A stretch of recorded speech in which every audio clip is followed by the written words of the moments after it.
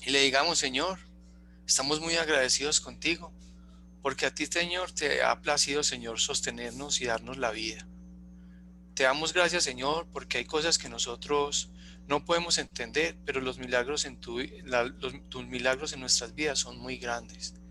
Te damos gracias por la salud, te damos gracias, Señor, por tenernos delante de ti. Hoy este puñado de varones nos juntamos en un solo propósito, y es conocer de ti, conocer de tu palabra, conocer de tus enseñanzas.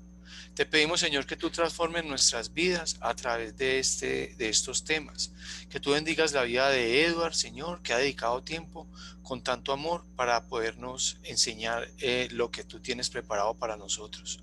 Prepara nuestros corazones, quita, Señor, todo afán, toda angustia, quita, Señor, toda preocupación que nos impida, Señor, recibir tu palabra.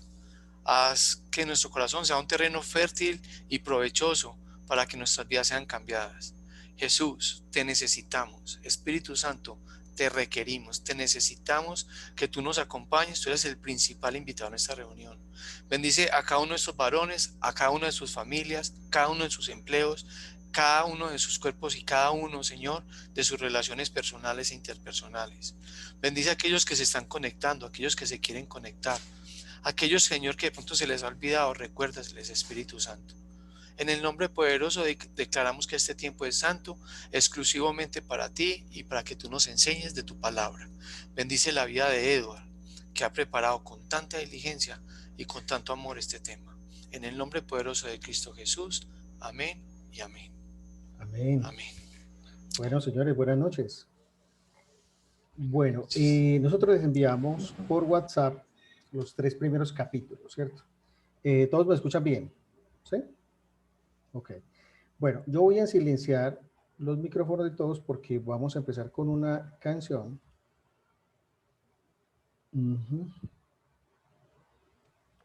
Vamos a empezar con una canción y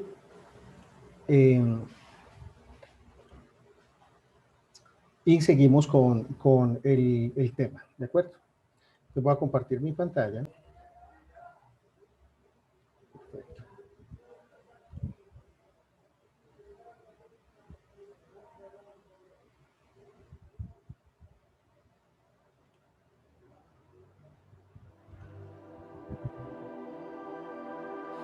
Jesús, Jesús, Jesús, no hay otro nombre igual. Jesús, Jesús, ante tu nombre todo se postrará. Jesús, Jesús, Jesús, no hay otro nombre igual. Jesús, Jesús, ante tu nombre todo se postrará.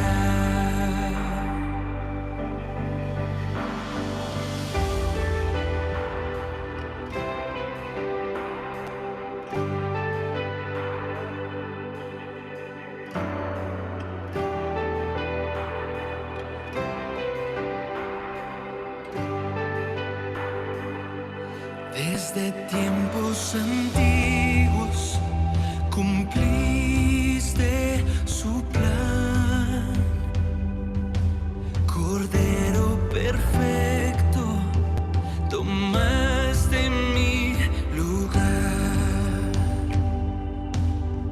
nombre precioso, en ti hay salvación. Hijo del Altísimo, la rosa de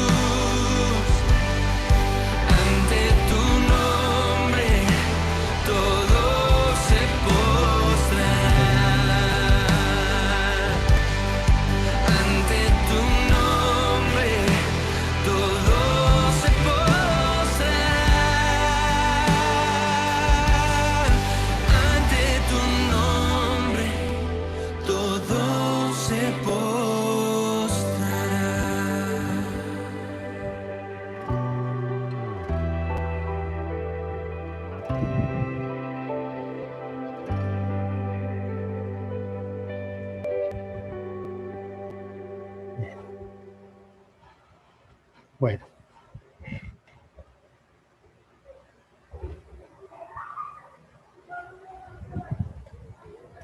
bien.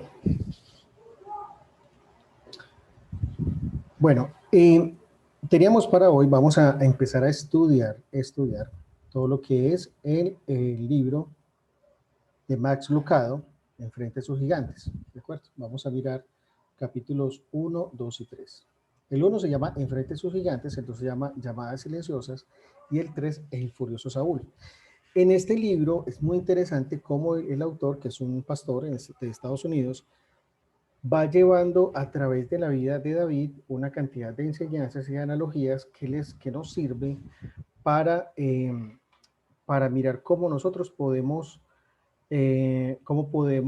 enfrentar los retos de la vida, ¿cierto? Los retos del día a día. Entonces vamos a empezar con esto. El primer capítulo, que se llama Enfrente a sus gigantes, lo encontramos en el primer libro de Samuel, capítulo 17. Todo el capítulo es esta historia de cómo prácticamente un niño derrota a un gigante que era un luchador muy experimentado, ¿cierto? Además de ser un gigante.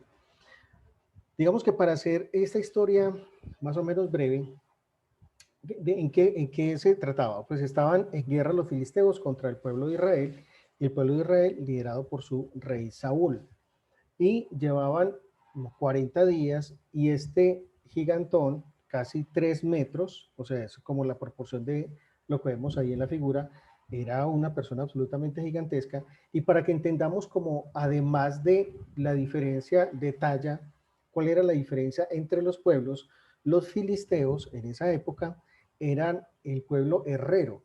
Y eso quiere decir que era el pueblo que manejaba la tecnología. La tecnología de ese momento era el manejo de los metales, ¿cierto? Entonces, ellos eran expertos en todo lo que tiene que ver con la manipulación del cobre, del bronce, del hierro, y eso los hacía un pueblo que manejaba todo el tema de las armas, ¿cierto?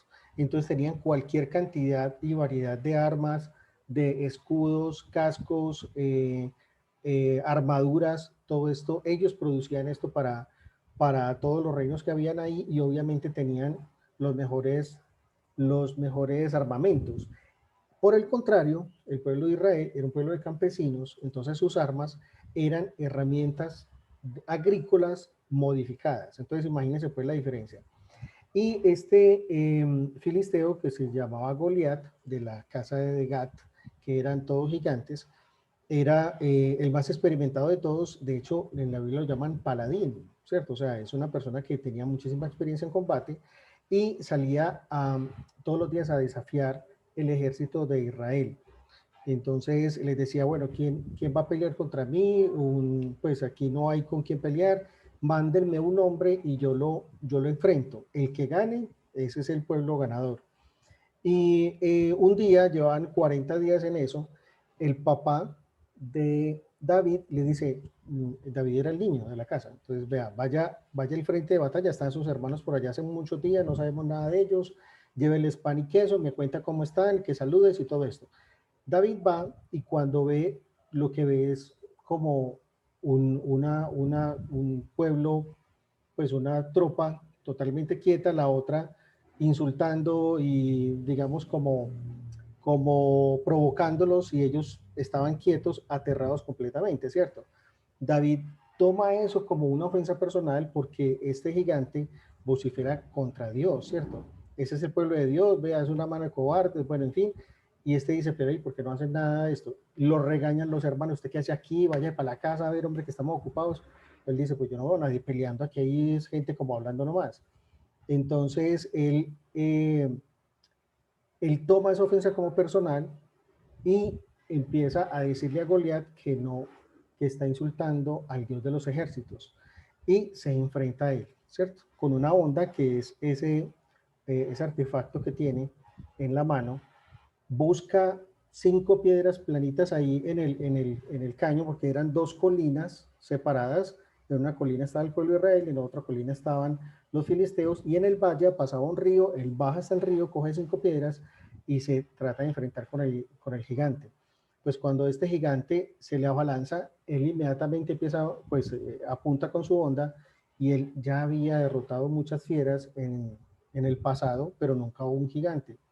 Pero él se confía de esto y se enfrenta con el gigante, le pega una pedrada entre las cejas, la piedra queda incrustada en el cráneo, él cae de bruces, inconsciente, muerto en ese momento. Inmediatamente David se va hasta donde está él y con su propia espada le corta la cabeza. Entonces en ese momento David es reconocido por Saúl, que está ahí, como guerrero, ¿cierto? Y el pueblo de los filisteos sale en huida. Sale en huida y el pueblo de Israel detrás de ellos, y esa es la gran victoria que tiene ese día David, y Saúl pues en cabeza de su propio ejército. Esa es la historia de lo que nosotros vemos en Samuel capítulo 17, ¿cierto? Cómo David derrotó a Goliat. Y digamos que ahí, si uno lo viera de una manera muy simplista, uno podría decir, no, claro, o sea, esa historia todo el mundo la conoce y lo que hay que hacer es enfrentar a los gigantes. Eso es cierto, pero ¿qué pasa en nuestra vida, en nuestro día a día, cuando ese gigante son deudas que nosotros sabemos que no podemos pagar? ¿Qué pasa cuando nosotros nos enfrentamos a un gigante que es una relación que es tóxica, una relación dañina de la que no podemos huir? ¿Qué pasa si ese gigante que nosotros tenemos es una adicción? Es muy simplista decir, no, hay que enfrentar el gigante, ¿cierto? Pero nosotros todos hemos atravesado por alguna de estas o por varias, ¿cierto? Y en ese caso, nosotros nos sentimos completamente atrapados, o sea, nosotros tenemos la conciencia de que no somos capaces de enfrentar este problema, o una pena muy grande, o una, por ejemplo, una persona que haya sido abusada de niño, o sea, ese es un gigante que lo persigue, lo acosa todos los días de la vida. Sí, hay que enfrentar a sus gigantes, pero ¿cómo? ¿Cómo? ¿Cómo hay que enfrentar a esos gigantes? De eso se trata el primer capítulo, ¿de acuerdo? Entonces, en esta historia nosotros vamos a empezar a desmenuzar un poquito qué fue lo que hizo David, ¿cierto? ¿Qué fue lo que hizo David para lograr, siendo un niño de 17 años, ganarle a un tipo que era probablemente el doble de su estatura, casi el doble, y que era altamente experimentado, recubierto con una coraza, con una armadura? ¿Qué fue lo que hizo? ¿Cierto? Entonces, dentro de todas esas, de todo el capítulo 17, una de las cosas que hizo David fue que se tomó como personal esa tarea, ¿cierto? Y nosotros también deberíamos tomarlo como personal. Si nosotros tenemos, o sea, no esperar que alguien más haga algo. Eso fue lo que David vio en las tropas de Israel, que la gente estaba como a la expectativa de que algo se solucionara más o menos solo, ¿cierto? Y David no, David lo tomó como algo personal, no, es que yo soy el que voy a solucionar este tema. Eso es lo primero que David hizo. También recordó las victorias que Dios le había dado antes, frente a leones y frente a osos. Cuando Saúl, el rey, le dice, no, pero venga muchachos, que usted qué es lo que va a hacer, ese tipo tiene mucha experiencia. Le dijo, no, rey, lo que pasa es que yo ya he derrotado otras fieras. Cuando yo estoy pastoreando mis ovejas, era pastor, y viene algún león o algún oso, yo lo persigo, lo casco hasta que suelta mi oveja. Y si se devuelve y me ataca, lo mato. Yo ya sé matar fieras. Y bueno, en fin, entonces lo que hizo David en ese momento fue recordar esas victorias que ya Dios le había dado. Y con eso tomar como la valentía, ¿cierto? O sea, como tomar ese coraje que necesitó para enfrentar a Goliat. Otra cosa que hizo David fue que él vio lo que nadie vio. Y él no vio lo que todos veían. Esta parte me parece supremamente interesante porque hay algo que era absolutamente obvio para todo el mundo. Si nosotros nos enfocamos en lo que vemos en esa imagen de fondo, pues, pues digamos que en nuestra humanidad lo primero que nosotros vemos es, ese es un gigantón y lo va a matar, ¿cierto? Eso era lo que todo el mundo veía. Todo el mundo veía a Goliat y todo el mundo veía la armadura de Goliat. Dicen que su armadura pesaba como casi 60 kilos. Probablemente ese era el peso completo de David. tenía una lanza que tenía, la punta pesaba como 8 kilos de la lanza. O sea, era un tipo absolutamente experimentado y armado hasta los dientes, y eso era lo que todo el mundo veía, pero David no veía eso. David veía lo que nadie veía. ¿Y qué veía David? Que Dios lo respaldaba, y se lo dijo muchas veces. Se lo dijo muchas veces a Goliat. Esto me parece muy interesante porque David vio más allá de la escena. David vio que había una persona que estaba desafiando a Dios, y ya Dios había castigado a otros pueblos por haberlo desafiado. Eso fue lo que vio David. Y yo creo que nosotros deberíamos ver más eso, ver más a Dios que a nuestro propio gigante, ¿cierto? Que a nuestro propio Goliat. David nombra 9 veces a Dios y solamente 2 a Goliat en ese relato que nos hace de Primera de Samuel capítulo 17.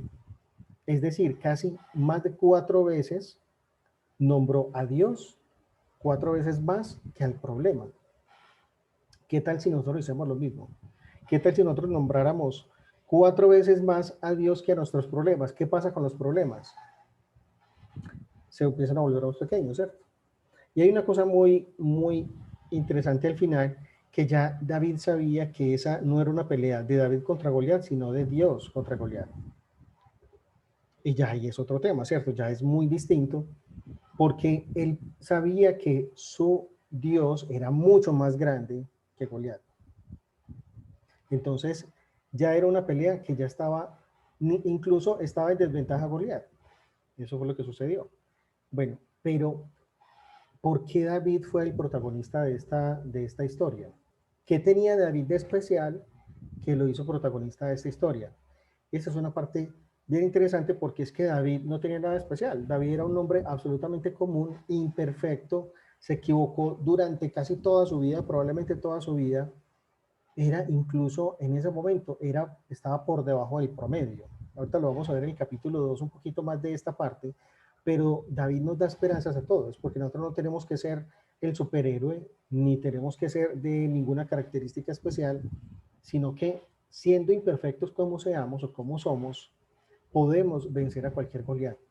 David, la historia de David y toda esta empezando pues por este capítulo tan relevante de la historia, nos da esperanza, porque nosotros somos hombres comunes, ¿cierto? David se enfrenta a su gran problema en ese momento, que era Goliat, pero él sabía que no podía enfrentarlo solo, ¿cierto? Por eso él habla 4 veces más de Dios que del problema, porque él no solamente se centró en sus habilidades y en su experiencia y en que ya había matado algunas fieras. Él se enfrentó al problema, pero él sabía que no podía enfrentarse solo. Esa es una característica bien interesante de David. La otra es que utilizó una estrategia y fue minimizar a Goliat. Si nosotros leemos en Samuel capítulo 17, él le dice a Goliat: ¿quién es este incircunciso? ¿Cierto? Que se atreve a desafiar el Dios de los ejércitos. O sea, todo el mundo veía a Goliat gigantesco, como era, pero David no. David lo veía como un ser insignificante que se atreve a desafiar a un Dios y que iba a ser castigado por eso. Desde ese momento, David lo minimiza, a pesar de ser un gigante. Señores, Dios está listo para hacer un milagro en la vida de cada uno de nosotros. Tenemos que ser ese David, esa persona imperfecta, común y corriente, pero que se enfrenta a los problemas respaldado por Dios. Y tenemos que tratar de minimizar ese Goliat. Ese es, digamos, como la gran enseñanza de ese capítulo 1. Esta es la historia de muchos, ¿cierto? La historia de nuestro amigo James. El segundo capítulo se llama Llamadas Silenciosas. En Llamadas Silenciosas es un capítulo muy interesante porque el autor empieza hablando de un momento en su vida que él tenía como 12 años, estaba muy niño, estaba en la escuela, y había un día muy especial en el que se debía hacer la selección del equipo de béisbol. Y eso es un momento muy esperado para cualquier niño. Y entonces él, desde que llegó del colegio, era pues en la casa y pendiente del teléfono porque ya el entrenador iba a llamar a decirle que él estaba convocado. Y no llamaba, no llamaba, llegó una visita en la tarde y él era como ansioso, bueno, no se concentró ahí, no disfrutó de la visita, nada, cenaron, no quiso postre y se fue para su habitación y pendiente del teléfono, pendiente, y no llamaban 7, 8, 9 de la noche, no llamaron, ¿cierto? Desde las llamadas silenciosas, es la historia de muchas veces de nosotros mismos, ¿cierto? ¿Cuántas veces hemos estado en la banca? ¿Cuántas veces hemos sido el último en ser seleccionado? ¿Cuántas veces nos hemos presentado a un empleo y no lo logramos? ¿Cuántas veces hemos sido rechazados por alguna cosa en nuestras vidas? Las llamadas silenciosas es todas esas veces que nos toca ver la vida desde la banca, ¿cierto? Si nosotros pudiéramos tener un seminario con James, yo le preguntaría eso, o sea, qué pensaba y qué le daba fortaleza en esos momentos de estar en la banca porque debe ser muy frustrante, ¿cierto? Y son momentos en que todos hemos vivido. De eso se trata el segundo capítulo. ¿Por qué? Porque David era el que estaba en la banca. David siempre estuvo en la banca, ¿cierto? Era era el menor de 8 hermanos. Y como lo llamaban, era, digamos, como el mandadero, ¿cierto? El que tenía las tareas menos importantes. Y siendo así, fue escogido por Dios. Ese es, digamos, como el tema central en el segundo capítulo, que a pesar de estar en la banca o que nosotros estemos en la banca, podemos ser elegidos por Dios, ¿cierto? En este capítulo 2 se centra, digamos, como en esta historia en la que Samuel, que es el que escribe justamente pues este libro, tiene este pasaje donde va al pueblo de Belén, que para que nos demos una idea, bueno, como, digamos que a manera de contexto, quiero contarles, el pueblo de Israel era un pueblo que antes de Saúl no tenía rey, ¿cierto? Era un pueblo, digamos, como de tribus y básicamente no había mucha ley, cada uno hacía prácticamente lo que quería y empezaron a pedirle al profeta de ese momento, que era Samuel, que hablara con Dios, que ellos querían un rey, pero es que venga, queremos un rey, don Samuel, venga, hable con Dios, es que vean, nosotros no tenemos rey, todo el mundo tiene rey, ¿por qué nosotros no? Y que, bueno, lo cansaron hasta que Samuel le pidió a Dios esa petición de su pueblo y Dios les da un rey, que fue Saúl, ¿cierto? Saúl que era un guerrero, que era supremamente dotado, que era un tipo grande, grande, se hacía respetar, en fin. Pero resulta que Saúl le ganó su carácter y Saúl empezó a ser más bien más tirano que rey, ¿cierto? Llega un momento en que Saúl ya no agrada a Dios y Dios le dice a Samuel, necesito, vamos a ungir nuevo rey. Y un nuevo rey, habiendo un rey en el momento, es como elegir a Juan Guaidó cuando está Maduro, ¿cierto? Adivine qué pasa. O sea, Maduro va a perseguir a Guaidó, más o menos esto va a pasar aquí también, ¿cierto? Entonces, Dios le dice a Samuel, bueno, necesito que vayas a Belén, porque vamos a ungir un rey en Belén. Pero ¿por qué en Belén? Belén es un pueblito pequeñito, eso queda por allá. Yo, preparando el tema, yo le decía a mi esposa, yo les voy a hablar de Peque, Antioquia. Aquí me gustaría de pronto verlos. Me gustaría verlos porque yo no sé, que me levante la mano la persona que escogió a Peque como el destino de sus próximas vacaciones. ¿Alguno? No, no, yo voy a preparar un viaje a Peque. Muy chévere, Peque, ¿cierto? Bueno, les cuento que Peque es el pueblo de mi abuelo, ¿cierto? Cuando ahí me preguntan, oíste, ese nombre, ese apellido tuyo, Guisao, ¿de dónde es? Yo digo, hermano, eso es portugués. Pues claro, ¿cierto? El Guisao tiene como ese sonoro, pero no, es cual portugués. Eso es de Peque, Antioquia. Es un pueblito, yo creo que es Peque por pequeño, porque es un pueblito que casi que nadie sabe dónde queda, ¿cierto? Entonces, ese es mi Belén. Más o menos eso era Belén, ¿cierto? Era un pueblito pequeñito por allá, dice la escritura que era un pueblo dormido, o sea, un pueblito donde no pasaba nada. Entonces, imagínense el profeta del momento, Samuel, llegar a Belén. Todo el mundo sabía quién era Samuel, ¿cierto? Que hablaba con Dios, con su Dios, el Dios de ese pueblo. Entonces llega Samuel y todo el mundo, ay, no, vaya, aquí va a pasar algo. Llegó Samuel. Esto se calentó, ¿cierto? Entonces Samuel pregunta, ¿dónde queda la casa de Isaí? ¿Dónde queda la casa de Isaí? Isaí todo el mundo se va detrás de Samuel. No, aquí va a pasar algo muy teso porque no es normal que un profeta visite un pueblo tan pequeño. Entonces le dice a Isaí, bueno, Isaí, vamos a ungir un rey en tu casa hoy.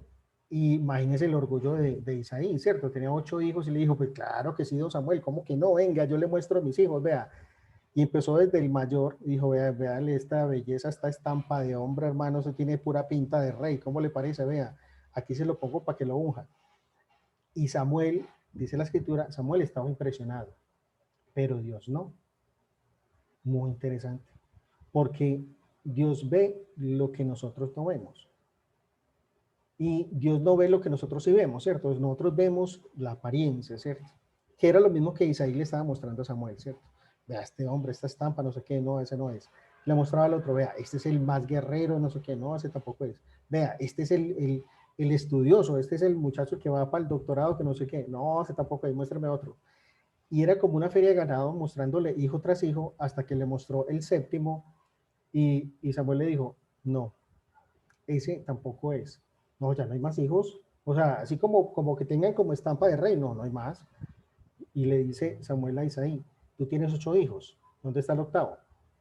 El octavo, pero si es el esmirriadito aquel, ellos lo llaman, se me olvidó el nombre, pero aquí lo tengo, el jacatón, ¿cierto? El jacatón es como el que, no, es que ese es el que mandamos a hacer, el que todo el mundo le pega calvazos, el que no tiene ninguna importancia, ¿cierto? El chiquito, pues, David, dámelo porque aquí no está el rey.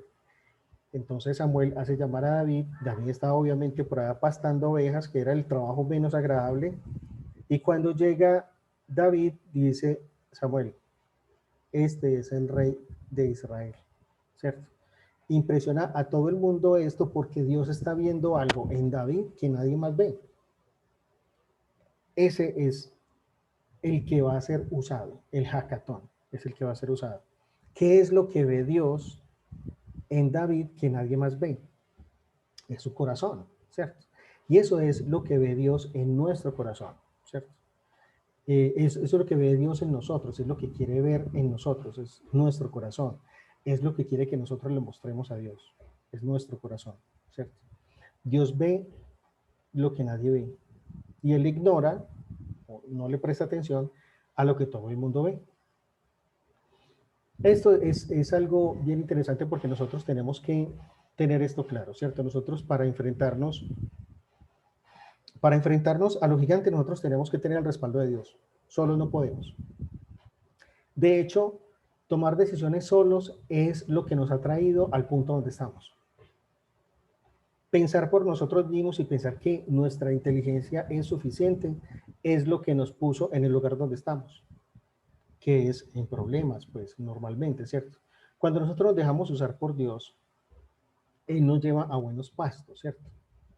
A agradables pastos, dice la palabra.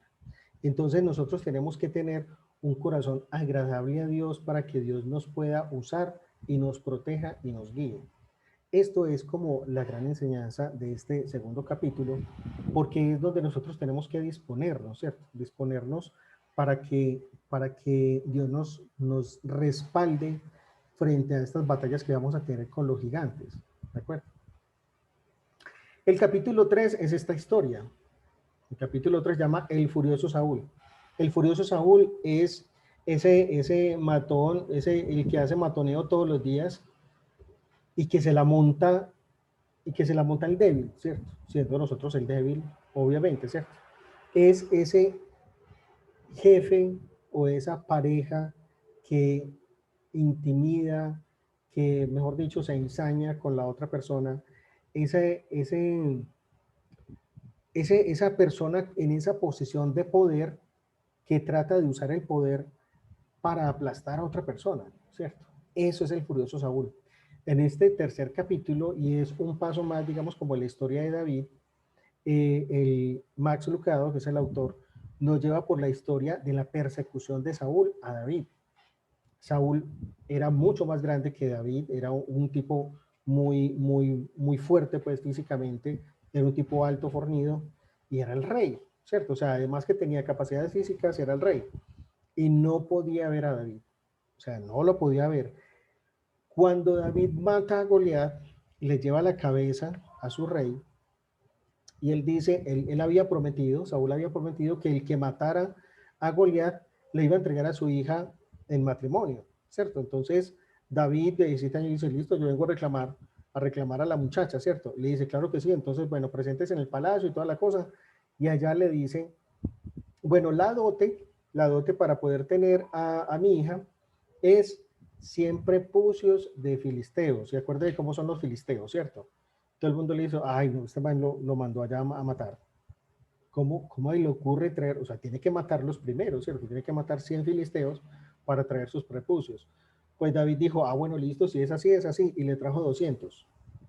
Entonces, eso es la vida de David, ¿cierto? Es una vida todo el tiempo de retos, todo el tiempo de retos. Y Saúl no lo podía ver. Saúl trató de matarlo 6 veces. Una vez le lanzó, estaba tocándole a David y le lanzó una jabalina que porque sí, ¿cierto? Entonces, 6 veces trató de matarlos de distintas maneras y David todo el tiempo estuvo huyendo. Esta es la historia de Saúl y de David, una historia de persecución, de una historia de matoneo durante prácticamente 20 años. Y David estuvo siempre a la defensiva. Nunca, digamos que trató de matar a Saúl porque sabía que era el rey ungido, o sea, ya Dios había ungido a Saúl, ¿cierto? Pero la enseñanza de este tercer capítulo, que me parece muy tremenda, es que cuando Saúl persigue a David, el furioso Saúl, Dios le entrega un amigo a David. ¿Se acuerdan quién es, cierto? Jonatán. Jonatán, el mismo día que David mata a Goliat, él le entrega su túnica de príncipe, incluso sus armas, se las regala a David y sellan una amistad que dura para toda la vida. Entonces, mientras el papá, que es Saúl, persigue y trata de matar a David, Jonatán lo protege, ¿cierto? Lo protege, lo acompaña, lo ayuda. Siempre le dice, hey, pilas pues que mi papá mañana te va a hacer un atentado para que te voles. Y trataba siempre de cuidarlo, ¿cierto? Esa es la historia de David y de Jonatán. Es una historia de hermandad, de protección, de compañerismo, ¿cierto? Ellos batallan muchísimas veces juntos y digamos que se cuidan la vida uno al otro. Son amigos de por vida y ese es el gran regalo que tiene Dios para nosotros. Cuando nosotros estos problemas nos agobian, nos persiguen, incluso tratan de aplastarnos, Dios nos da un amigo. Ya saben de quién estoy hablando, ¿cierto? Dios nos da a Jesús. Ese es nuestro Jonatán. Y más y mejor Jonatán, ¿para dónde tenemos?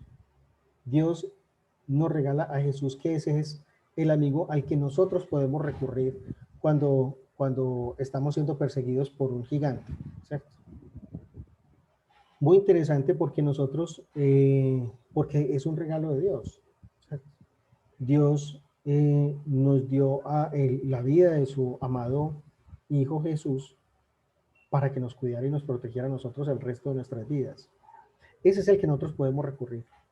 Y resulta que Jesús cuando vino hizo un pacto con nosotros, un pacto para toda la vida. Está en Mateo 28:20, en la parte B.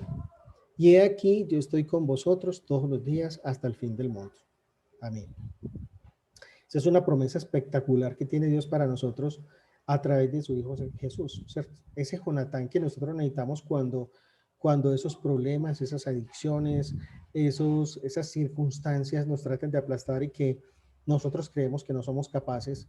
Claro que en nuestras fuerzas no somos capaces, por supuesto que no somos capaces, pero todos esos problemas, esos impases, esos retos, esos Goliat que se nos presentan, con Jesús sí somos capaces, ¿cierto? Y ese es el gran Jonatán que nosotros tenemos, al que al que podemos recurrir, en el que nos podemos refugiar.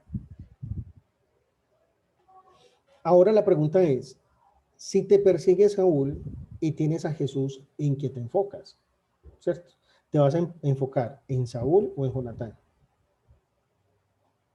Eso es muy interesante porque siempre, digamos, como esas filosofías de coaching y todo eso que hoy en día están pues como en el mercado y todo eso que tantas capacitaciones, videos y demás uno puede ver en el medio, todo esto viene de acá, o sea, todo lo que es empresarial, todo tiene origen en la Biblia. Y nosotros podemos decir, bueno, lo que usted se enfoca, eso es lo que usted va a crear. Entonces, ¿en qué te vas a enfocar? ¿En el problema o en la solución? Si te enfocas en Jonatán, en este caso para nosotros en Jesús, si nosotros nos refugiamos en Él, lo buscamos, buscamos su consuelo, buscamos su compañía, su guía, ¿será que nuestra gigante desaparece? Probablemente no. Probablemente el problema va a seguir ahí, pero eso importa.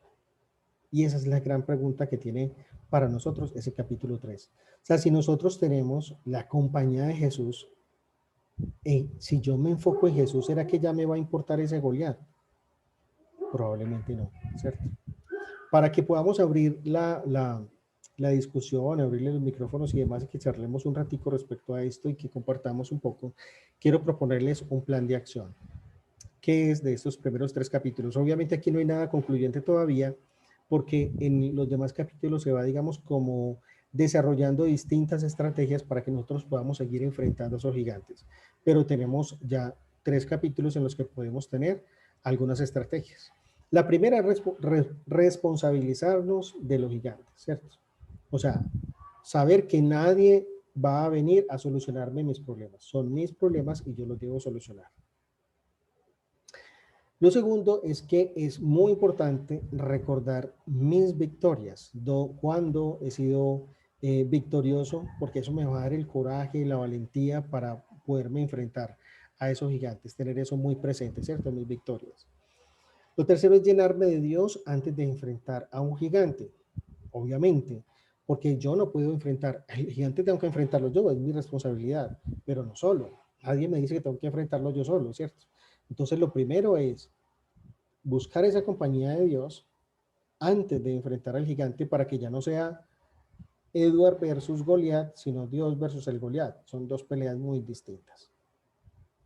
Lo cuarto es tener un corazón agradable a Dios. Esto que nos va a permitir a nosotros, permitir estar en comunión con Dios y estar bajo su protección. Y por último, hacernos amigos de Jesús, buscar a Jesús, buscar esa compañía. Ya Él dijo que iba a estar con nosotros, entonces aprovechemos eso, ¿cierto? Aprovechemos que nosotros vamos a estar con Jesús todo el resto de nuestras vidas para que nosotros podamos tener ese amigo, ese consuelo y esa guía permanente y esa protección permanente para nosotros. Esto es básicamente lo que incluye los primeros 3 capítulos. Voy a abrir los micrófonos para que podamos hablar. Permítanme, aquí yo dejo de compartir